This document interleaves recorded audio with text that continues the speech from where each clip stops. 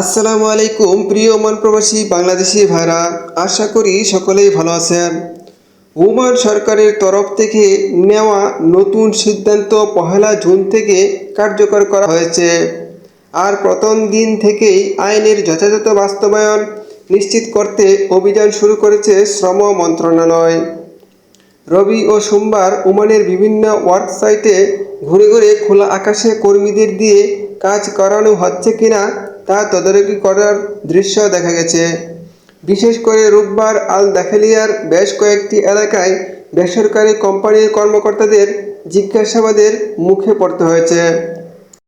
তথ্য অনুযায়ী জুন থেকে শুরু হয়ে আগামী আগস্ট পর্যন্ত দুপুর 12:30 থেকে বিকেল 3:30 পর্যন্ত কড়া রোদের মধ্যে কোনো আরবাব কর্তৃপক্ষ বা মালিক কর্তৃপক্ষ কাজ করাতে পারবে না।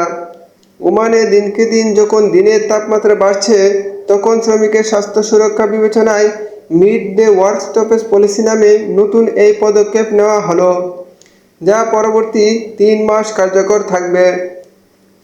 আইন ভাঙলে সংশ্লিষ্ট কোম্পানি ও প্রতিষ্ঠানকে কমপক্ষে 500 রিয়াল থেকে 1000 রিয়াল পর্যন্ত জরিমানার বিধান রয়েছে। তাপপ্রবাহ দেশটির বাসিন্দাদের জীবনের চরম দুর্ভোগ ডেকে আনছে। রোববার হামরা আদ দুরু এলাকায় তাপমাত্রা রেকর্ড করা হয়েছে সর্বোচ্চ 49.4 ডিগ্রি সেলসিয়াস। এছাড়া সোহার, ইভরি এবং সুনাইনায় তাপমাত্রা ছিল 49 ডিগ্রি সেলসিয়াস কাছাকাছি। হিটস্ট্রোক সহ সম্ভাব্য স্বাস্থ্য ঝুঁকি এড়াতে ইতিমধ্যে প্রবাসী ও নাগরিকদের জন্য সতর্কতা দিয়েছে আবহাওয়া অফিস।